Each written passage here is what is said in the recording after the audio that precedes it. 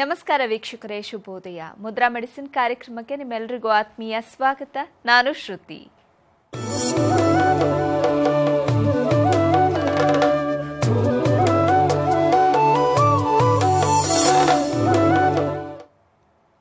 ಎಂದಿನ ಹಾಗೆ ಇವತ್ತಿನ ಮುದ್ರಾ ಮೆಡಿಸಿನ್ ಕಾರ್ಯಕ್ರಮವನ್ನು ನಡೆಸಿಕೊಡುವುದಕ್ಕೆ ಮುದ್ರಾ ಬ್ರಹ್ಮ, ಮುದ್ರಾ ರತ್ನ, ಮುದ್ರಾ ಶಿರೋಮಣಿ ಗುರೂಜಿ ಶ್ರೀ ಲಕ್ಷ್ಮೀ ಶ್ರೀನಿವಾಸರವರು ನಮ್ಮೊಂದಿಗಿದ್ದಾರೆ.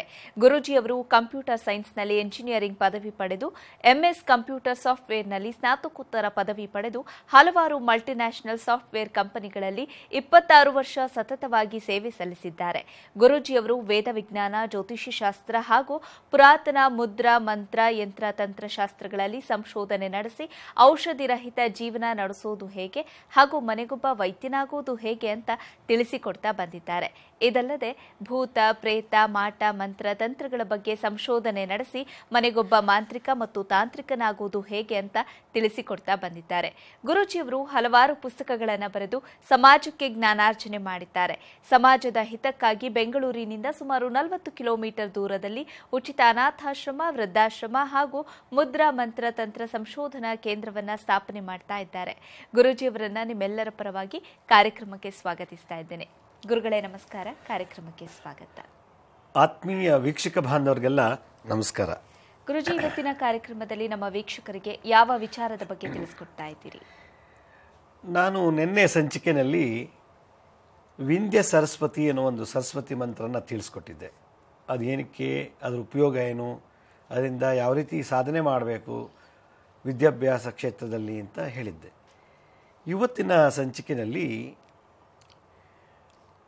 ಮಕ್ಕಳು ಪರೀಕ್ಷೆ, ಮಕ್ಕಳಂತಲ್ಲ ಎಲ್ಲರೂ ಯಾರು ಪರೀಕ್ಷೆ ಕೂತ್ಕೊಳ್ತಾರೋ ಅಥವಾ ಯಾರು ಓದಬೇಕು ಅಂತ ಆಸಕ್ತಿ ಇದೆಯೋ ಅಂಥವ್ರಿಗೆ ಕೆಲವು ಟೈಮು ಪೂರ್ವಭಾವಿ ಸಿದ್ಧತೆ ಮಾಡ್ಕೊಳ್ಳೋಕೆ ಬರೋದಿಲ್ಲ, ಪ್ರಿಪ್ರೇಷನ್ ಗೊತ್ತಿರೋದಿಲ್ಲ. ಸ್ಕೂಲ್ಗೆ ಅಡ್ಮಿಟ್ ಆಗಿಬಿಡ್ತಾರೆ ಅಥವಾ ಕಾಲೇಜ್ಗೆ ಹೋಗಿಬಿಡ್ತಾರೆ.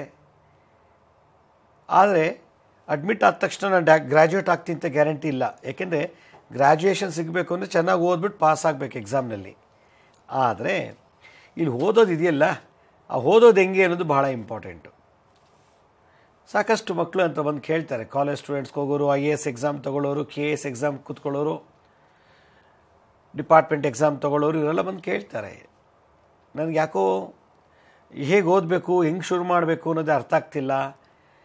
ನೋಡೋ ಸಿಕ್ಕಾಪಟ್ಟೆ ಪುಸ್ತಕಗಳಿದೆ, ಸಿಲಿಬಸ್ ಸಿಕ್ಕಾಪಟ್ಟೆ ಇದೆ, ಒಂದು ವರ್ಷದ 6 ತಿಂಗಳಲ್ಲಿ ಓದಿ ಮುಗಿಸ್ಬೇಕು, ನಾನು ಓದ್ತೀನ, ನಾನು ಪಾಸಾಗ್ತೀನ, ನಾನು ನಿಜವಾಗ್ಲೂ ಹೆಚ್ಚಿಗೆ ಮಾರ್ಕ್ಸ್ ತೆಗಿತೀನ ಅನ್ನೋ ಒಂದು ಭಯ ಬಂದುಬಿಟ್ಟಿರ್ತದೆ. ಇಲ್ಲಿ ಭಯ ಅನ್ನೋದಕ್ಕಿಂತ ಆಸಕ್ತಿ ಕಮ್ಮಿ ಆಗಿಬಿಟ್ಟಿರ್ತದೆ. ಸರ್ವೇ ಸಾಮಾನ್ಯವಾಗಿ ಇವತ್ತಿನ ಕಾಲದಲ್ಲಿ ಇವನ್ ಲೆಕ್ಚರಸ್ಸೇ ಆಗಲಿ, ಟೀಚ್ ಮಾಡೋಕ್ಕೆ ಕ್ಲಾಸ್ಗೆ ಹೋಗಬೇಕು ಅಂದರೆ ಅವ್ರು ಚೆನ್ನಾಗಿ ಸಿದ್ಧತೆ ಮಾಡ್ಕೊಂಡು ಹೋಗಿ ಟೀಚ್ ಮಾಡಬೇಕು. ಲೆಕ್ಚರರ್ಸು ಕೂಡ ಕಂಟಿನ್ಯೂಯಸ್ ಸ್ಟೂಡೆಂಟ್ಸ್. ಅವರು ಸ್ಟೂಡೆಂಟ್ಸ್ ಇಲ್ಲಿ ಬರ್ತಾರೆ, ಓದ್ತಾರೆ 4 ವರ್ಷ 5 ವರ್ಷ, ಆಮೇಲೆ ಡಿಗ್ರಿ ತೊಗೊಂಡು ಹೋಗ್ಬಿಡ್ತಾರೆ. ಆದರೆ ಲೆಕ್ಚರ್ಸು ದಿನನಿತ್ಯ ಓದ್ಕೊಂಡು ಹೋಗಬೇಕು, ಪಾಠ ಮಾಡಬೇಕು.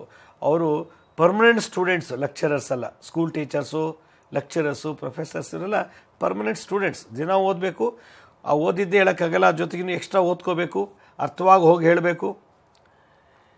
ಇದೆಲ್ಲ ಅವ್ರದ್ದು ರೆಸ್ಪಾನ್ಸಿಬಿಲಿಟಿ.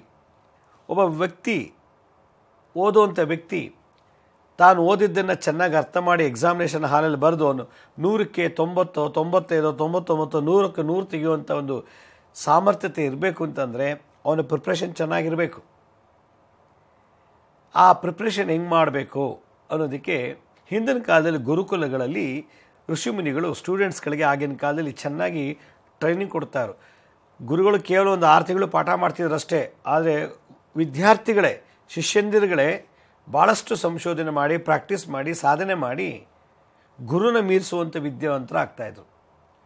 ಗುರು ಜಸ್ಟ್ ಒಂದಷ್ಟು ಹೇಳ್ಕೊಡ್ತಾರೆ ಅಷ್ಟೇ. ಕಾಲೇಜಲ್ಲಿ, ಸ್ಕೂಲ್ಸಲ್ಲಿ ಟೀಚರ್ಸ್ ಪಾಠ ಮಾಡ್ತಾರೆ, ಟೀಚರ್ ಪಾಠ ಮಾಡೋದಷ್ಟೇ. ಆದರೆ ಮನೇಲಿ ಬಂದು ಹುಡುಗರು ಸಾಧನೆ ಮಾಡಬೇಕು. ಅದು ಹೇಗೆ ಏನು ಅಂತೆಲ್ಲ ಥಿಂಕ್ ಮಾಡಿ ಓದಿ ಆಮೇಲೆ ಅದನ್ನು ಎಕ್ಸಾಮಿನೇಷನ್ ಬರೆದಾಗ ಟೀಚರ್ ಮಾಡಿದ್ದಕ್ಕೂ ತಾನು ಓದಿದ್ದಕ್ಕೂ ಎರಡಕ್ಕೂ ಲಿಂಕ್ ಮಾಡಿಕೊಂಡು ಉತ್ತರ ಬರೆದಾಗ ಎಕ್ಸಾಮಿನೇಷನ್ ಪಾಸ್ ಆಗುತ್ತೆ.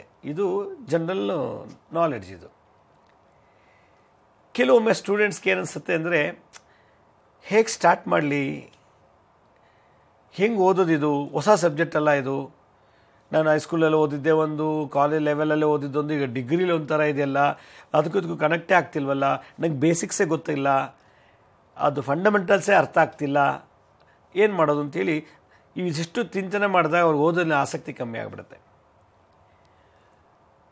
ಊಟ ಮಾಡೋಕ್ಕೆ ಮುಂಚೆನೇ ಊಟದಲ್ಲಿ ಈ ಥರ ಇದು ತಿಂದರೆ ಚೆನ್ನಾಗಿರುತ್ತೆ, ಇದು ತಿಂದರೆ ಇದು ಶಕ್ತಿ ಬರುತ್ತೆ, ಇದು ತಿನ್ನೋದ್ರಿಂದ ಈ ಕಾಯಿಲೆ ವಾಸಿ ಆಗುತ್ತೆ ಅಂತ ನಾವು ಊಟ ಮಾಡೋಕ್ಕೆ ಮುಂಚೆನೇ ಅವ್ರಿಗೆ ಅರಿವು ಕೊಟ್ಬಿಟ್ರೆ ಅದು ಕಚಡ ಇದ್ರೂ ಪರವಾಗಿಲ್ಲ ತಿಂದುಬಿಡ್ತೀವಿ ನಾವು. ಯಾಕೆಂದರೆ ಅದ್ರ ಬಗ್ಗೆ ಪರಿಚಯ ಆಗಿದೆಯಲ್ಲ, ಅರಿವು ಸಿಕ್ಕಿದೆಯಲ್ಲ, ಜ್ಞಾನ ಸಿಕ್ಕಿದೆಯಲ್ಲ. ಹೀಗಾಗಿ ಓದೋದ್ರಲ್ಲಿ ಆಸಕ್ತಿ ಬರಬೇಕು ಅಂತಂದರೆ ಈ ಸಬ್ಜೆಕ್ಟ್ ತಿಳ್ಕೊಂಡು ಹಿಂಗೆ ಆಗ್ತೀಯಪ್ಪ, ಈ ಸಬ್ಜೆಕ್ಟ್ ತಿಳ್ಕೊಂಡು ಎಷ್ಟು ಚೆನ್ನಾಗಿ ಗೊತ್ತಾಗುತ್ತೆ ಅಂತ ನಾವು ಪ್ರೀತಿ ತುಂಬಬೇಕು. ಅದ್ರ ಬಗ್ಗೆ ಸ್ವಲ್ಪ ಇಂಟ್ರಡಕ್ಷನ್ ಕೊಡಬೇಕು. ಪೀಠಿಕೆ ಕೊಟ್ಟಾಗ ಅದೆಂಥ ಕಠಿಣವಾದ ಸಬ್ಜೆಕ್ಟು ಕೂಡ ಸುಲಭವಾಗಿ ಆಗಿಬಿಡುತ್ತೆ. ಅಯ್ಯೋ ಅದಷ್ಟು ತುಂಬ ಕಷ್ಟಪ್ಪ, ಅದು ಅರ್ಥನೇ ಆಗಲ್ಲ, ನಾನು 50 ಸಲ ಓದಿ ಇನ್ನೂ ಅರ್ಥ ಆಗಿಲ್ಲ ಅಂತ ಅವ್ರು ಮುಂದೆ ಅಂದ್ಬಿಟ್ರೆ ಅವನು ಅವತ್ತ ಇಂಟ್ರೆಸ್ಟ್ ಹೊಟ್ಟೋಗ್ಬಿಡುತ್ತೆ. ನಾನು ಒಂದೇ ಸಲ ಓದೋಕ್ಕೆ ಅರ್ಥ ಆಗೋಯ್ತು ಅಂತ ಹೇಳಿದ್ರೆ ಅವನಿಗೂ ಆಸೆ ಬರುತ್ತೆ, ಒಂದು ಸಲ ಓದಿದ್ರೆ ಅರ್ಥ ಆಗುತ್ತಂತೆ ಅನ್ನೋ ಭಾವನೆ ಬರುತ್ತೆ. ಅದಕ್ಕೆ ನಾವು ಯಾವಾಗಲೂ ಮೋಟಿವೇಶನ್ ಮಾಡಬೇಕು. ಓದೋಂಥವ್ರಿಗೆ ಅದು ಸರಿಲಾರಿ ಓದಬೇಡ್ರಿ, ಅದು ಕಚಾಡಿರಿ ಓದಬೇಡ್ರಿ, ಅದೇನೋ ಅಸಹ್ಯವಾಗಿ ಬರೆದಿದ್ದಾರೆ ಓದಬೇಡ್ರಿ, ಅದು ಓದೋದ್ರೆ ಅರ್ಥನೇ ಆಗಲ್ಲ ರೀ, ಅದು ಓದೋದ್ರೆ ತಲೆ ಕೆಟ್ಟೋಗುತ್ತೆ ರೀ ಅಂಥೇಳಿ ಈ ರೀತಿ ಸೈಕಲಾಜಿಕಲ್ ಫಿಯರ್, ಮಾನಸಿಕ ಭಯವನ್ನು, ಭೀತಿಯನ್ನು ಸೃಷ್ಟಿ ಮಾಡಿದಾಗ ಅವನು ಎಂಥ ಬ್ರಿಲಿಯಂಟ್ ಆಗಿದ್ದು ಕೂಡ ಅದು ಓದಲು ಆಸಕ್ತಿ ಕಮ್ಮಿ ಮಾಡ್ಕೊಂಡ್ಬಿಡ್ತಾನೆ. ಹೀಗಾಗಿ ಓದುವುದು ಹೇಗೆ, ಪೂರ್ವಭಾವಿ ಸಿದ್ಧತೆ, ಎಕ್ಸಾಮಿನೇಷನ್ಗೆ ಅಲ್ಲ, ಯಾವುದೇ ಸಬ್ಜೆಕ್ಟು ಎಕ್ಸಾಮ್ಗೆ ಅಂತ ಓದೋದು ಬೇಡ. ಓದಿ ಜ್ಞಾನವಂತನಾಗಬೇಕು ಅಂದರೆ ಯಾವುದೇ ಆಗಲಿ, ಕಾದಂಬರಿ ಆಗಲಿ, ಯಾವುದೇ ಪುಸ್ತಕಗಳಾಗಲಿ ನಾವು ಓದಬೇಕಾದ್ರೆ ಏನು ಸಿದ್ಧತೆ ಮಾಡ್ಕೋಬೇಕು ಅನ್ನೋದನ್ನು ನಾನು ಇವತ್ತು ಸಂಚಿಕೆಯಲ್ಲಿ ತಿಳಿಸ್ಕೊಡ್ತೀನಿ. ಸರಿ ಗುರುಜಿ, ಈ ಬಗ್ಗೆ ಮಾತಾಡೋಣ.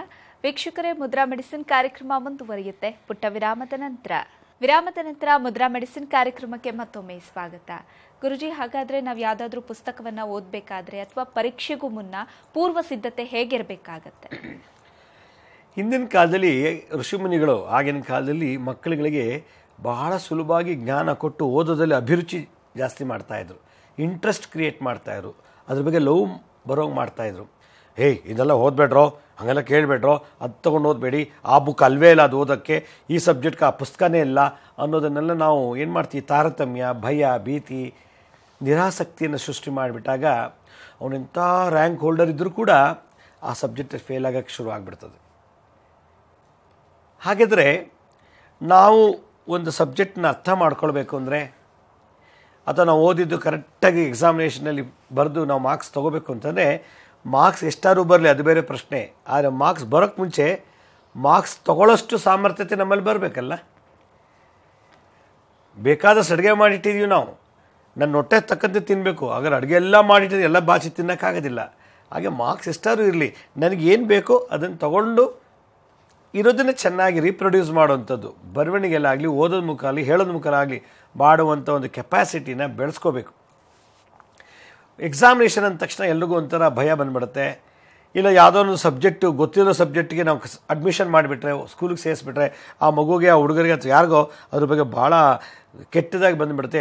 ಯಾಕಾರ ತೊಗೊಂಡೋ ಈ ಸಬ್ಜೆಕ್ಟು, ಈ ಆಪ್ಷನ್ಸ್ ಯಾಕೆ ತೊಗೊಂಡೋ ಗೊತ್ತಿಲ್ಲ, ಈ ಕಾಂಬಿನೇಷನ್ ಯಾಕೆ ತೊಗೊಂಡೋ ಗೊತ್ತಿಲ್ಲ ಅನ್ನೋದಕ್ಕೊಂಡೇ ಹೇಳಿ ಬೇಜಾರಿಂದಲೇ ಸೇರಿಕೊಂಡು ಬೇಜಾರಲ್ಲೇ ಕಾಲೇಜ್ಗೆ ಹೋಗಿ ಬೇಜಾರಲ್ಲೇ ಓದಿ ಬೇಜಾರಲ್ಲೇ ಫೇಲಾಗಿ 3 ವರ್ಷದ ಡಿಗ್ರಿ 5 ವರ್ಷ ಮಾಡ್ತಾರೆ, 4 ವರ್ಷದ ಡಿಗ್ರಿ 8 ವರ್ಷ ಮಾಡ್ತಾರೆ. ಕಾರಣ ಅದ್ರ ಬಗ್ಗೆ ಇರತಕ್ಕಂಥ ಅಸಹ್ಯವಾದಂಥ ಮನೋಭಾವನೆ.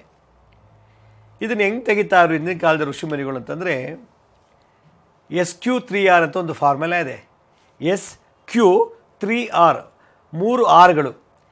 ಎಸ್ ಅಂದ್ರೇನು, ಸರ್ಚ್ ಮಾಡು ಅಂತ, ಸರ್ಚ್ ಅಂತ. ನಿನಗೆ ಯಾವುದು ಕಷ್ಟ ಇದೆಯೋ ಅದಕ್ಕೆ ಸಂಬಂಧಪಟ್ಟಂಥ ಪ್ರಶ್ನೆಗಳು, ಉತ್ತರಗಳನ್ನೆಲ್ಲ ಸರ್ಚ್ ಮಾಡು, ಸರ್ಚ್ ಅಂತ. ಸರ್ಚ್ ಮಾಡಿಬಿಟ್ಟು ಕ್ವಶನ್ ಮಾರ್ಕು, ಇದು ಯಾಕೆ ನನಗೆ ಅರ್ಥ ಆಗ್ತಿಲ್ಲ, ಇದು ತುಂಬ ಕಷ್ಟ ಆಗಿದೆಯಾ ಈ ಟಾಪಿಕ್ಕು ಅನ್ನೋದನ್ನು ಕ್ವಶನ್ ಹಾಕಬೇಕು. ಸರ್ಚ್ ಮಾಡು, ಅದರ ಮೇಲೆ ಕ್ವಶನ್ ಮಾಡು, ಇದು ನನಗೆ ಅರ್ಥ ಆಗ್ತಿದೆಯಾ ಇಲ್ಲ ಅರ್ಥ ಆಗಿಲ್ವಾ. ಅರ್ಥ ಆಗಿಲ್ಲ ಅಂದರೆ ಇನ್ನೊಂದು ಫಾರ್ಮುಲಾ ಇದೆಯಾ, ಅರ್ಥ ಆಗಿಲ್ಲ ಇನ್ನೊಂದು ಥರ ಯಾವುದಾದ್ರು ಬೇರೆ ಪುಸ್ತಕ ಇದೆಯಾ, ಅರ್ಥ ಆಗೋಂಗೆ ಬರೆದಿದ್ದಾರೆ ಯಾರಾದರೂ ಆಥರ್ಗಳು ಅನ್ನೋದನ್ನು ಲೆಕ್ಕ ಮಾಡೋಂಥ SQ ಅಂತ. ಆಮೇಲೆ ರೀಡ್ ಮಾಡು, ರೀಡ್ 3 Rs. SQ ಅಂದರೆ ಸರ್ಚ್, Q ಅಂದರೆ ಕ್ವಶನ್, 3 Rs, RRR. R ಅಂದರೆ ರೀಡ್. ಓದಲ್ಲಿ ನಿನಗೆ ಎಷ್ಟು ಅರ್ಥವಾಗುತ್ತೋ ಓದು, ಅರ್ಥ ಆಗಲಿಲ್ಲ ಬಿಟ್ಬಿಡು, ರೀಡ್. ಆಮೇಲೆ ರಿಸೈಟ್, ಅವಲೋಕನ ಮಾಡು. ಓ ಇದು ನನಗೆ ಯಾಕೆ ಅರ್ಥ ಆಗ್ತಿಲ್ಲ, ರಿಸೈಟ್. ಓ ನನ್ನ ವೀಕ್ನೆಸ್ ಏನು, ಓ ಇದರಲ್ಲಿ ಈ ಥರ ಇದೆಯಾ, ಹಾಗಾದ್ರೆ ನಾನು ಇನ್ನೇನು ಮಾಡಬೇಕು, ಏನು ಮಾಡಬೇಕು ಅನ್ನೋದನ್ನು ಚಿಂತನೆ ಮಾಡುವಂಥ ರಿಸೈಟ್ ಅಂತ. ಆಮೇಲೆ ರಿವ್ಯೂ ಮಾಡ್ಕೋ. ರಿವ್ಯೂ ಮಾಡಿದ್ಮೇಲೆ ಇದರಲ್ಲಿ ಎಷ್ಟು ತಲೆಗೋಯ್ತು, ಎಷ್ಟು ತಲೆಗೋಗಿಲ್ಲ, ತಲೆಗೋಗ್ದಿರೋದನ್ನು, ಅರ್ಥ ಆಗದಿರೋದನ್ನು ಇನ್ನೊಂದು ಸಲ ರಿಸರ್ಚ್ ಮಾಡು, ಕ್ವಶನ್ ಹಾಕು, ರಿಸೈಟ್ ಮಾಡು, ರೀಡ್ ಮಾಡು ಅಂಥೇಳಿ ಸಿಂಹಾವಲೋಕನ. ರಿವ್ಯೂ ಅಂದರೆ ಸಿಂಹಾವಲೋಕನ, ಅವಲೋಕನ ಸಿಂಹಾವಲೋಕನ ಮಾಡಿದ್ರೆ ಮಾತ್ರ ಅವನೆಂಥ ದಡ್ಡನು ಕೂಡ ಮಹಾನ್ ವಿದ್ಯಾವಂತನಾಗ್ತಾನೆ ಅಂತ ಋಷಿಗಳು ಹೇಳ್ಕೊಟ್ಟಿರುವಂಥ ಒಂದು ಫಾರ್ಮುಲಾ ಇದು.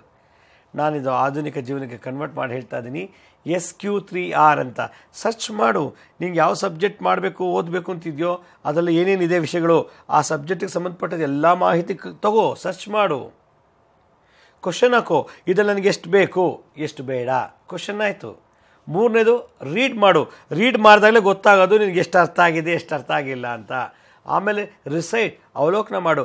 ಹೌದು ಇದು ನನಗೆ ಬೇಕಾಗಿರೋಂಥದ್ದು, ಇದು ಬೇಡ, ಇದರಿಂದ ನಾನು ಇಷ್ಟಿಷ್ಟು ತಲೆ ಹಿಡ್ಕೊಂಡೆ, ಇಷ್ಟಿಷ್ಟು ಬೇಕು, ಇದು ಅರ್ಥ ಆಗಿಲ್ಲ ಅಂತ ರಿಸೈಟ್ ಮಾಡು. ಆಮೇಲೆ ರಿವ್ಯೂ ಮಾಡು, ಎಷ್ಟು ಗೊತ್ತಾಯಿತು, ಎಷ್ಟು ಗೊತ್ತಾಗಿಲ್ಲ ಅನ್ನೋದನ್ನು.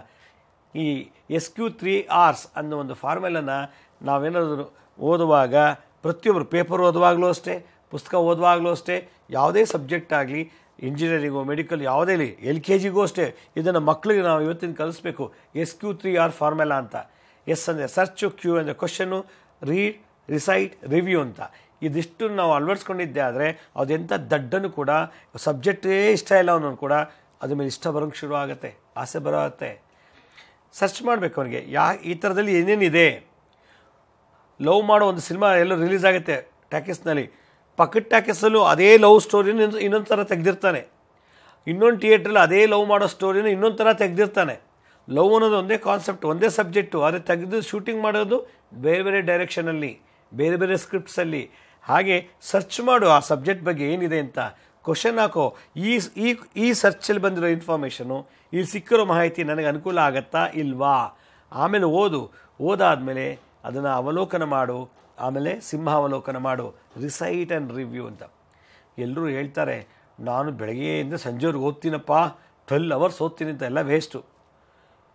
ಎಷ್ಟೊತ್ತು ಓದಿದೆ ಅನ್ನೋದು ಇಂಪಾರ್ಟೆಂಟ್ ಅಲ್ಲ, ಎಷ್ಟು ಓದಿದ್ದಕ್ಕೆ ಎಷ್ಟು ಅರ್ಥ ಆಯಿತು ಅನ್ನೋದು ಇಂಪಾರ್ಟೆಂಟ್. ಇಲ್ಲಿ ನಾನು 50 ಪೇಜ್ ಓದಿದೆ ಅಂತ ಹೇಳ್ಕೋತಾರೆ, 50 ಪೇಜಲ್ಲಿ ನಿನಗೆ ಎಷ್ಟು ಅರ್ಥ ಆಗಿದೆ ಅನ್ನೋದು ಬಹಳ ಮುಖ್ಯ. ನಾನು 60 ಸಲ ಓದಿದ್ದೀನಿ ಅನ್ನೋದು ದೊಡ್ಡದಲ್ಲ, 60 ಬಾರಿ ಓದಿದೆಲ್ಲ ನಿನಗೆ ಎಷ್ಟು ಅರ್ಥ ಆಗಿದೆ ಅಂತ ಇಂಪಾರ್ಟೆಂಟ್. ಅದು ಓದೋದು ದೊಡ್ಡದಲ್ಲ, ಎಷ್ಟು ಅರ್ಥ ಆಗಿದೆ ಅನ್ನೋದನ್ನು ಇಂಪಾರ್ಟೆಂಟು. ಆಗ ಅವನು ಮಹಾನ್ ಮೇಧಾವಿ ಆಗ್ತಾನೆ. ಓದಿದ್ದನ್ನೇ ಓದಿದ್ರೆ ಮೂಡ್ ಆಫ್ ಆಗುತ್ತೆ. ಅದಕ್ಕೆ ಒಂದು ಸಲ ಓದು, ಅರ್ಥ ಮಾಡ್ಕೋ, ಎಂಜಾಯ್ ಮಾಡು. ಓದಿದ್ದೇ ಓದ್ತಾ ಇದ್ದರೆ ಬೇಜಾರಾಗ್ಬಿಟ್ಟೆ. ಅದಕ್ಕೆ ಕಂಠಪಾಠ ಮಾಡಬಾರ್ದು, ಅರ್ಥ ಮಾಡ್ಕೊಳ್ಳೋ ಥರ ಓದಬೇಕಂತೆ. ಬಾಹ್ಯಾಟ್ ಮಾಡಿ ಬ್ರೈನೆಲ್ಲ ಸ್ಟ್ರೆಸ್ ಆಗಿ, ಗಂಟ್ಲೆಲ್ಲ ನೋವು ಬಂದು, ನರನಾಡಿಗಳೆಲ್ಲ ಹೇಳ್ತಾ ಬಂದು ಬಾಯಿ ಪಾಠ ಮಾಡಿಸೋದು ಮಹಾ ದೊಡ್ಡ ತಪ್ಪು. ಗುರುಜಿ, ಹಾಗಾದರೆ ಅರ್ಥ ಆಗ್ದಲೇ ಇರುವಂಥ ವಿಚಾರಗಳನ್ನು ಬಿಟ್ಬಿಡೋದು ಒಳ್ಳೆಯದಾ? ಅರ್ಥ ಯಾವುದು ಆಗ್ತಿಲ್ವೋ, ಯಾಕೆ ಅರ್ಥ ಆಗ್ತಿಲ್ಲ ಅಂತ ರಿವ್ಯೂ ಮಾಡಬೇಕು ನಾವು. ರಿವ್ಯೂ ಮಾಡಿ ಅದು ಸಿಗುವಂಥ ಸಂಬಂಧಪಟ್ಟಂಥ ಮಾಹಿತಿಗಳನ್ನು ಹುಡುಕಬೇಕು, ಸರ್ಚ್ ಮಾಡಬೇಕು. ಯಾಕೆ ಅರ್ಥ ಆಗಿಲ್ಲ, ನನಗೆ ಅರ್ಥ ಆಗದ ಕಾರಣ ಅದ್ರ ಬಗ್ಗೆ ಗಮನ ಇಲ್ವ ಹಿಂದೆ, ಅದ್ರ ಬಗ್ಗೆ ಮಾಹಿತಿ ಇಲ್ವಾ, ಇದು ಹೊಸ ವಿಷಯನ ಅಥವಾ ಹೊಸ ವಿಷಯದು ಇದು ಡಿಫ್ರೆಂಟಾಗಿ ಹೇಳಿದಾನ, ಏನಕ್ಕೆ ಅರ್ಥ ಆಗ್ತಿಲ್ಲ ಅಂತ ಒಂದು ಬರೆದಿಡಬೇಕು. ಭಾಷೆ ಬರಲ್ವಾ, ಅಥವಾ ಅಲ್ಲಿರೋದು ಅರ್ಥ ಆಗ್ತಿಲ್ವಾ, ಓದೋಕ್ಕಾಗ್ತಿಲ್ವಾ, ಅಥವಾ ಅಲ್ಲಿ ಏನಾದರೂ ತುಂಬ ಕಠಿಣ ಇದೆಯಾ ಅನ್ನೋದೆಲ್ಲದ ಸಿಂಹಾವಲಕ ರಿವ್ಯೂ ಮಾಡಿ ಅದಕ್ಕೆ ಉತ್ತರ ತೆಗಿಬೇಕು. ಅದಕ್ಕೆ ಸರ್ಚ್ ಅಂತ ಹೇಳಿದ್ರು. SQ3R ಅನ್ನೋ ಒಂದು ಫಾರ್ಮುಲಾ ನಾವು ಅಡಾಪ್ಟ್ ಮಾಡ್ಕೊಂಡಿದ್ದಾದರೆ ಎಂಥ ದಡ್ಡ ಹುಡುಗರು ಕೂಡ, ಅದೆಷ್ಟೇ ವಯಸ್ಸಾಗಿದ್ದರೂ ಕೂಡ ಅವನು ಭಾಳ ಮಹಾ ಬ್ರಿಲಿಯಂಟಾಗಿ ಆಗ್ತಾನೆ. ಅದರಿಂದ ಹಿಂದಿನ ಕಾಲದಲ್ಲಿ ಋಷಿಮುನಿಗಳು ಫಸ್ಟು ಹುಡುಕು, ಕ್ವಶನ್ ಹಾಕು, ಆಮೇಲೆ ಓದು, ಆಮೇಲೆ ಅವಲೋಕನ ಮಾಡು, ಇದ್ರಲ್ಲಿ ಎಷ್ಟು ಬೇಕು ಎಷ್ಟು ಬೇಡ ಅಂತ, ಆಮೇಲೆ ಅಳವಡಿಸ್ಕೊ. ಆಮೇಲೆ ನಿನಗೆ ಎಷ್ಟು ತೃಪ್ತಿ ಆಯಿತು ಎಷ್ಟು ತೃಪ್ತಿ ಆಗಿಲ್ಲ ರಿವ್ಯೂ ಮಾಡು, ಸಿಂಹಾವಲೋಕನ ಮಾಡು ಅನ್ನೋ ಒಂದು ತತ್ವದ ಮೇಲೆ ಓದು ಅಂತ ಪಾಠ ಹೇಳ್ತಾ ಇದ್ರು ಹಿಂದಿನ ಕಾಲದಲ್ಲಿ. ಸರಿ ಗುರುಜಿ, ಈ ಬಗ್ಗೆ ಮಾತಾಡೋಣ. ವೀಕ್ಷಕರೇ, ಮುದ್ರಾ ಮೆಡಿಸಿನ್ ಕಾರ್ಯಕ್ರಮ ಮುಂದುವರಿಯುತ್ತೆ ಪುಟ್ಟ ವಿರಾಮದ ನಂತರ ಮುದ್ರಾ ಮೆಡಿಸಿನ್ ಕಾರ್ಯಕ್ರಮಕ್ಕೆ ಮತ್ತೊಮ್ಮೆ ಸ್ವಾಗತ. ಗುರುಜಿ, ನೀವು ಹೇಳ್ತಾ ಇದ್ರಿ ಪರೀಕ್ಷೆಗೂ ಮುನ್ನ ಅಥವಾ ನಾವು ಯಾವುದಾದ್ರೂ ವಿಚಾರವನ್ನು ಓದೋದಕ್ಕೂ ಮುನ್ನ, ಯಾವುದಾದ್ರೂ ಪತ್ರಿಕೆ ಆಗಿರ್ಬೋದು, ಕಾದಂಬರಿ ಆಗಿರ್ಬೋದು, ಪುಸ್ತಕ ಆಗಿರ್ಬೋದು, ಓದೋದಕ್ಕೂ ಮುನ್ನ ನಮ್ಮ ಪೂರ್ವಭಾವಿ ಸಿದ್ಧತೆ ಹೇಗಿರಬೇಕಾಗತ್ತೆ ಅನ್ನೋದನ್ನು ತಿಳಿಸ್ಕೊಡ್ತಾ ಇದ್ರಿ. ಜೊತೆಗೆ ಇದಕ್ಕೆ ಮುದ್ರಾ ಮಂತ್ರ ಏನಾದರೂ ಇದೆಯಾ ಪರಿಹಾರ? ಓದೋಕ್ಕೆ ಮುಂಚೆ ಪೂರ್ವ ಸಿದ್ಧತೆಗಳು, ಎಕ್ಸಾಮಿನೇಷನ್ಗೆ ಹೋಗೋಕ್ಕೆ ಮುಂಚೆ ಈ ಪೂರ್ವ ಸಿದ್ಧತೆಗಳನ್ನ ನಾವು ಮಾಡ್ಕೊಂಡಿದ್ದೆ ಆದರೆ ಯಾರೂ ಫೇಲ್ ಆಗಲ್ಲ. ಏನು ಓದಿತ್ತು ಅದೆಲ್ಲ ಚೆನ್ನಾಗಿ ಬರಿತೀವಿ. ಅದರಿಂದ ಗಾಬರಿ ಆಗಬಾರ್ದು, ಓದೋಕ್ಕೆ ಬಂದಿಲ್ಲ, ನಂಗೆ ಓದೋಕ್ಕೆ ಆಗ್ತಿಲ್ಲ ಅಂಥೇಳಿ. ಅದು ಎಂಥದೇ ಆಗಿರಲಿ, ನಾನು ಹೇಳಿದಂತೆ ಈ 4 formula search, question, read, recite, review ಅಂತ ಇದನ್ನು ನೀವು ಅಳವಡಿಸ್ಕೊಂಡಿದ್ದೆ ಆದರೆ ಎಂಥ ಸಬ್ಜೆಕ್ಟು ಕೂಡ ಕರಗತ ಮಾಡ್ಕೋಬೋದು. ಒಂದು. ಎರಡನೇದು, ಇಂದಿನ ಕಾಲದಲ್ಲಿ ಶಾರದಾ ತಿಲಕಂ ಅಂತ ಒಂದು ಗ್ರಂಥ ಇದೆ. ಆ ಗ್ರಂಥದಲ್ಲಿ ನಮ್ಮೆಲ್ಲ ಸೈಕಲಾಜಿಕಲ್ ವೀಕ್ನೆಸ್ ಎಲ್ಲ ಬರೀತಾರು, ಓದೋ ಹುಡುಗರಿಗೆ ಹೆಂಗಾಗತ್ತೆ, ಏನಾಗತ್ತೆ ಅಂತೇಳಿ. ಆ ಒಂದು ಕಾನ್ಸೆಪ್ಟ್ ಮೇಲೆ ಶಾರದಾ ತಿಲಕಂ ಅನ್ನೋ ಗ್ರಂಥದಲ್ಲಿ ನಂಗೆ ಓದಿದ್ದೇ ಅರ್ಥ ಆಗ್ತಿಲ್ಲ, ಹೆಂಗೆ ಶುರು ಮಾಡೋದು, ನಾನು ಎಲ್ಲಿಂದ ಪ್ರಾರಂಭ ಮಾಡಲಿ ಓದೋದನ್ನು, ಯಾವುದೆಲ್ಲ ನಾನು ಎಕ್ಸ್ಪರ್ಟ್ ಆಗಬೇಕು, ಚೆನ್ನಾಗಿ ತಿಳ್ಕೊಬೇಕು, ಎಲ್ಲಿಂದ ತಿಳ್ಕೊಳ್ಳಿ ಅನ್ನೋ ತೊಂದರೆ ಯಾರಿಗಿದೆಯೋ ಅಂಥವರು ಈ ಶಾರದಾ ತಿಲಕದಲ್ಲಿ ಒಂದು ಮಂತ್ರ ಬರುತ್ತೆ. ಏನು ನೋಡಿ, ನಮ್ಮ ಎಲ್ಲ ಹಸ್ತಗಳಲ್ಲಿ ಚೆನ್ನಾಗಿ ಅಗಲ ಮಾಡ್ಕೊಳ್ಳಿ, ವಾರ್ಮಪ್ ಮಾಡಿ, ಹೆಬ್ಬೆಟ್ ಮೇಲೆ ತೋರ್ಬೆರಳನ್ನ ಇಡಿ. ಇದಕ್ಕೆ ಜ್ಞಾನ ಸರಸ್ವತಿ ಮುದ್ರಾ ಅಂತ ಕರೀತಾರೆ. ಹೆಬ್ಬೆಟ್ ಮೇಲೆ ತೋರ್ಬೆರಳು ಈಗ ಇಡಬೇಕು. ಇದನ್ನು ತೋರ್ಬೆರಳಿಟ್ಟು ನಮ್ಮ ತೊಡೆ ಮೇಲೆ ಈಗ ಇಟ್ಕೋಬೇಕು. ಇಟ್ಕೊಂಬಿಟ್ಟು ಉತ್ತರಕ್ಕೆ ಮುಖ ಮಾಡಿಬಿಟ್ಟು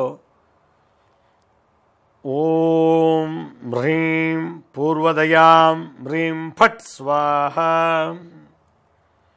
ಓಂ ಹ್ರೀಂ ಪೂರ್ವದಯಾಂ ಹ್ರೀಂ ಹುಂ ಫಟ್ ಸ್ವಾಹ, ಓಂ ಹ್ರೀಂ ಪೂರ್ವದಯಾಂ ಹ್ರೀಂ ಫಟ್ ಸ್ವಾಹ, ಓಂ ಹ್ರೀಂ ಪೂರ್ವದಯಾಂ ಹ್ರೀಂ ಫಟ್ ಸ್ವಾಹ ಅನ್ನೋ ಮಂತ್ರನ 108 ಸಲ ಇದನ್ನು ಬೆಳಗ್ಗೆ ಸಂಜೆ ಹೇಳ್ತಾ ಇದ್ದರೆ ಏನಲ್ಲಿ ಯಾವ ಥರ ಹುಡುಕಬೇಕು, ನನ್ನ ಅರ್ಥ ಮಾಡ್ಕೊಳ್ಳೋಕ್ಕೆ ಏನೆಲ್ಲ ಹುಡುಕಿದ್ರೆ ನಂಗೆ ಅರ್ಥ ಆಗುತ್ತೆ, ಯಾಕೆ ಅರ್ಥ ಆಗ್ತಿಲ್ಲ ಅನ್ನೋ ಕ್ವಶನ್ನು, ಆಮೇಲೆ ಓದೋ ಒಂದು ರೀತಿ ಕೆಪಾಸಿಟಿ, ಆಮೇಲೆ ಅವಲೋಕನ ಮಾಡೋದು, ರಿಸೈಟ್ ಮಾಡೋದು, ಆಮೇಲೆ ರಿವ್ಯೂ ಮಾಡೋದು, ಈ 4 ಅಳವಡಿಸ್ಕೊಂಡಿದ್ದ ಅಂದರೆ 80 ಅಲ್ಲ 100 ವರ್ಷ ಆದರೂ ಕೂಡ ನಮ್ಗೆ ಓದಲು ಎಕ್ಸ್ಪರ್ಟ್ ಆಗಿಬಿಡ್ತೀವಿ. ಇದು ಒಂದು ಸೂತ್ರ. ಇದು ಹಿಂದಿನ ಕಾಲದಲ್ಲಿ ಗುರುಕುಲದಲ್ಲಿ ಮಾಡ್ತಾ ಇದ್ದಂಥದ್ದು. ಇದು ಮುದ್ರಾ, ಇದು ಮಂತ್ರ.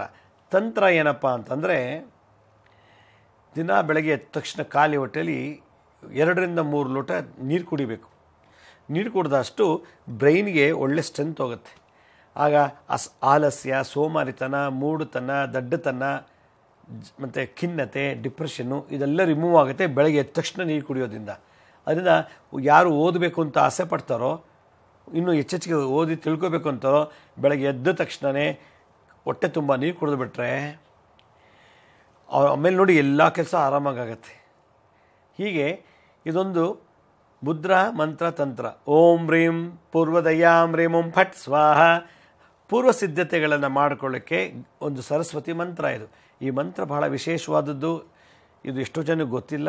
ಈ ಮಂತ್ರ ಜಪ ಮಾಡಿದ್ದೆ ಆದರೆ ಎಂಥ ದಡ್ಡನು ಕೂಡ, ವೀಕ್ ಮೈಂಡ್ ಇರೋವಂಥವನು, ಅತೀ ಎಲ್ಲದಲ್ಲೂ ಫೇಲ್ ಆಗೋವಂಥವನು ಈ ಶಕ್ತಿ, ಈ ಬೀಜಾಕ್ಷರದಿಂದ ಅವನಿಗೆ ಸರ್ಚ್ ಮಾಡೋದು, ಕ್ವಶನ್ ಹಾಕ್ಕೊಳ್ಳೋದು, ಹುಡುಕ್ತಾನೆ, ಕ್ವಶನ್ ಹಾಕ್ತಾನೆ, ತಾನೇ ತಿಳ್ಕೊಳ್ತಾನೆ, ಮತ್ತು ನಾನು ಓದಿ ಸರಿಯೋ ತಪ್ಪ ಅಂತ ಅವಲೋಕನ ಮಾಡ್ತಾನೆ, ಮತ್ತು ಇದು ನನಗೆ ಬೆನಿಫಿಟ್ ಎಷ್ಟು, ನಾನು ಎಷ್ಟು ಇಂಪ್ರೂವ್ ಆಗಿದೆ ಅಂತ ರಿವ್ಯೂ ಮಾಡ್ಕೊಳ್ಳೋಷ್ಟು ಕೆಪಾಸಿಟಿ ಈ ಮಂತ್ರದಲ್ಲಿ ಬರುತ್ತೆ ಅಂತ ಶಾರದಾ ತಿಲಕದಲ್ಲಿ ತಿಳಿಸ್ಕೊಟ್ಟಿದ್ದಾರೆ. ಸರಿ ಗುರುಜಿ, ಬಳ್ಳಾರಿಯ ಹೊಸಪೇಟೆಯಲ್ಲಿ ಅನ್ನಪೂರ್ಣೇಶ್ವರಿ ಬಾಲಕರ ಪ್ರೌಢಶಾಲೆ ಆರಂಭ ಆಗ್ತಾ ಇದೆ. ಈ ಶಾಲೆಯ ವಿಶೇಷತೆ ಏನು? ಯಾವೆಲ್ಲ ಮಕ್ಕಳು ಈ ವಿದ್ಯಾಸಂಸ್ಥೆಯಲ್ಲಿ ವಿದ್ಯಾಭ್ಯಾಸವನ್ನು ಪಡೆಯಬಹುದು? ನೋಡಿ, ಬಳ್ಳಾರಿ ಮತ್ತು ಹಂಪೆ ಮಧ್ಯೆ ಹೊಸಪೇಟೆ ಅಂತ ಒಂದು ಟೌನ್ ಇದೆ, ಊರಿದೆ. ಅಲ್ಲಿ 8, 9, 10ನೇ ಕ್ಲಾಸು ಕನ್ನಡ ಮಾಧ್ಯಮದಲ್ಲಿ, ಕನ್ನಡ ಮೀಡಿಯಂನಲ್ಲಿ ಗಂಡು ಮಕ್ಕಳಿಗೆ ಈ ಒಂದು ಪ್ರೌಢಶಾಲೆಯನ್ನು ಜೂನ್ 1ನೇ ತಾರೀಕಿಂದ ಪ್ರಾರಂಭ ಮಾಡ್ತಾ ಇದ್ದೀವಿ. ಇಲ್ಲಿ ಯಾರು ಈ ಶಾಲೆಗೆ ಸೇರ್ತಾರೋ ಅವರಿಗೆ ಫ್ರೀಯಾಗಿ ಹಾಸ್ಟೆಲು ಸಿಗುತ್ತೆ, ವಸತಿ ಫ್ರೀ, ಊಟ ತಿಂಡಿ ಫ್ರೀ, ಯೂನಿಫಾರ್ಮ್, ಬಟ್ಟೆ ಫ್ರೀ, ಪುಸ್ತಕ ಫ್ರೀ, ಎಲ್ಲವೂ ಫ್ರೀಯಾಗಿ, ಟ್ಯೂಷನ್ ಫೀಸ್ ಇಲ್ಲ, ಡೊನೇಷನ್ ಇಲ್ಲ, ಎಂಥದ್ದು ಇಲ್ಲ. ಕಂಪ್ಲೀಟು ಈ ಹೈಸ್ಕೂಲ್ ವಿದ್ಯಾರ್ಥಿಗಳಿಗೆ ಫ್ರೀಯಾಗಿ, ಉಚಿತವಾಗಿ ನಾವು ಈ ಸ್ಕೂಲ್ ನಡೆಸ್ತಾ ಇದ್ದೀವಿ. ಇದ್ರ ಜೊತೆಗೆ ನಾವು ಕಂಪ್ಯೂಟರ್ ಸೈನ್ಸ್ ಮತ್ತು ಎಲೆಕ್ಟ್ರಾನಿಕ್ಸ್ ಇಂಜಿನಿಯರ್ ಟೆಕ್ನಿಕಲ್ ಕೋರ್ಸ್ ಕೂಡ ಹೈಸ್ಕೂಲಲ್ಲೇ ಮಕ್ಕಳಿಗೆ ಆ ಲೆವೆಲ್ಗೆ ಅರ್ಥವಾಗೋಂಗೆ ಟೀಚ್ ಮಾಡ್ತಾಯಿದ್ದೀವಿ. ಮತ್ತು ಯೋಗ, ಧ್ಯಾನ, ಜಪ, ಪೂಜೆ ಮತ್ತು ಮಂತ್ರಗಳು, ಹೀಗೆ ಸ್ಪಿರಿಚುವಲ್ ಆಧ್ಯಾತ್ಮಿಕ ಸಂಬಂಧಪಟ್ಟಂಥದ್ದು ಕೂಡ ನಾವು ಈ ಶಾಲೆ ಮಕ್ಕಳಿಗೆ ತಿಳಿಸ್ಕೊಡ್ತಾ ಇದ್ದೀವಿ. ಅದರಿಂದ ಆಸಕ್ತಿ ಇರುವಂಥವ್ರು ಯಾರು ಮಕ್ಕಳಿಗೆ ಓದ್ಸೋಕ್ಕಾಗಲ್ಲ ಅಂಥೇಳಿ, ನಮ್ಮ ಆದಾಯ ಇಲ್ಲ, ನಾವು ದುಡಿತಾ ಇಲ್ಲ, ನಮಗೆ ಇನ್ಕಮೇ ಇಲ್ಲ, ಹೆಂಗೆ ಓದಿಸೋದು ಮಕ್ಕಳು ಅನ್ನೋದನ್ನು ಇರುವಂಥ ಎಷ್ಟೋ ತಂದೆ ತಾಯಿ ಸಮಾಜದಲ್ಲಿದ್ದಾರೆ. ಅಂಥ ತಂದೆ ತಾಯಿಗಳು ಧೈರ್ಯಗೆಡದೆ ನಿಮ್ಮ ಮಕ್ಕಳನ್ನ 7, 8, 9, 10ಕ್ಕೆ ಏನಾದ್ರು ಅಡ್ಮಿಟ್ ಮಾಡಬೇಕು ಅನ್ನೋ ಸಂದರ್ಭ ಇತ್ತು ಅಂದರೆ ನಮ್ಮ ಹೊಸಪೇಟೆ ಸ್ಕೂಲ್ಗೆ ಅಡ್ಮಿಟ್ ಮಾಡ್ಬೋದು. ಫ್ರೀಯಾಗಿ ಕೊಡ್ತೀವಿ. ಈ ಬಡ ಮಕ್ಕಳಿಗೆ ಟೀಚ್ ಮಾಡಲಿಕ್ಕೆ ನಮಗೆ ಟೀಚರ್ಸ್ ಬೇಕು. ಆದ್ದರಿಂದ ಈ ಹಿಂದಿ ಟೀಚ್ ಮಾಡೋರು, English, Kannada, mathematics, science, history teach ಮಾಡೋವಂಥ ಯಾರಾದರೂ BSc B.Ed ಮಾಡಿರೋಂಥವ್ರು ಈ ಶಾಲೆಯಲ್ಲಿ ಟೀಚ್ ಮಾಡಲಿಕ್ಕೆ ಒಳ್ಳೆಯ ಅವಕಾಶ ಇದೆ. ಅವ್ರಿಗೂ ಕೂಡ ನಾವು ತಿಂಗಳಿಗೆ ಸಂಬಳ ಕೊಟ್ಟು ಉಳ್ಕೊಳ್ಳೋಕ್ಕೆ ಜಾಗ ಕೊಟ್ಟು ಊಟ ತಿಂಡಿ ವಸತಿ ಸೌಕರ್ಯ ಇಷ್ಟು ಕೂಡ ನಾವು ಟೀಚರ್ಸ್ಗೂ ಕೊಡ್ತೀವಿ. ಮಕ್ಕಳು ಕೊಟ್ಟ ಹಾಗೆ ಸ್ಯಾಲ್ರಿನೂ ಕೂಡ ಕೊಡೋದ್ರಿಂದ ಮಕ್ಕಳು ಸೇವೆ ಮಾಡ್ಬೋದು. ಅದರಿಂದ ಯಾರಾದರೂ ಈ ಒಂದು ಸೇವೆ ಮಾಡೋವಂಥ ಮನೋಭಾವ ಇರುವಂಥ ಟೀಚರ್ಸ್ ಇದ್ದರೆ ಖಂಡಿತ ನಮ್ಮ ಆಫೀಸ್ಗೆ ಕರೆ ಮಾಡ್ಬೋದು. ಬೆಳಗ್ಗೆ 9ರಿಂದ 6 ಗಂಟೆ ಒಳಗೆ ಆಫೀಸ್ನಲ್ಲಿ ನಮ್ಮ ವರ್ಕರ್ಸ್ ಇರ್ತಾರೆ, ಅವರು ನಿಮಗೆ ಮಾಹಿತಿಯನ್ನು ಕೊಡ್ತಾರೆ. ಸರಿ ಗುರೂಜಿ, ಕಾರ್ಯಕ್ರಮದಲ್ಲಿದ್ದು ವಿದ್ಯಾರ್ಥಿಗಳು ಪರೀಕ್ಷೆಗೂ ಮುನ್ನ ಪೂರ್ವಭಾವಿ ತಯಾರಿಯನ್ನು ಹೇಗೆ ಮಾಡ್ಕೊಳ್ಬೇಕು ಅನ್ನೋದನ್ನು ತಿಳಿಸ್ಕೊಟ್ರಿ. ಇವತ್ತಿನ ಕಾರ್ಯಕ್ರಮದಲ್ಲಿ ಧನ್ಯವಾದಗಳು ಗುರೂಜಿ. ಸಾಯಿರಾಮ್. ವೀಕ್ಷಕರೇ, ಅನ್ನಪೂರ್ಣೇಶ್ವರಿ ಬಾಲಕರ ಪ್ರೌಢಶಾಲೆಯ ಸ್ಪೆಷಾಲಿಟೀಸ್ ಬಗ್ಗೆ ಗುರೂಜಿಯವರು ಹೇಳ್ತಾ ಇದ್ರು. ಬಡ ವಿದ್ಯಾರ್ಥಿಗಳು ಈ ವಿದ್ಯಾಸಂಸ್ಥೆಯಲ್ಲಿ ವಿದ್ಯಾಭ್ಯಾಸವನ್ನು ಪಡಿಬಹುದು. ಇನ್ನು ಈ ಶಾಲೆಗೆ ಶಿಕ್ಷಕರ ಅವಶ್ಯಕತೆಯೂ ಕೂಡ ಇದೆ. ಹೀಗಾಗಿ ಕಾರ್ಯಕ್ರಮದ ಕೊನೆಯಲ್ಲಿ ಗುರೂಜಿಯವರ ಕಚೇರಿಯ ವಿಳಾಸ ಹಾಗೆ ದೂರವಾಣಿ ಸಂಖ್ಯೆಗಳು ಬರುತ್ತೆ. ದೂರವಾಣಿ ಸಂಖ್ಯೆಗೆ ಕರೆ ಮಾಡಿ ವಿದ್ಯಾಸಂಸ್ಥೆಯ ವಿವರವನ್ನು ಪಡ್ಕೊಳ್ಬಹುದಾಗಿದೆ ಅಂತ ಹೇಳ್ತಾ ಇವತ್ತಿನ ಕಾರ್ಯಕ್ರಮವನ್ನು ಮುಗಿಸ್ತಾ ಇದ್ದೀನಿ. ನೋಡ್ತಾ ಇರಿ ಸರಳ ಜೀವನ, ಇದು ಮನುಕುಲದ ಒಳಿತಿಗಾಗಿ.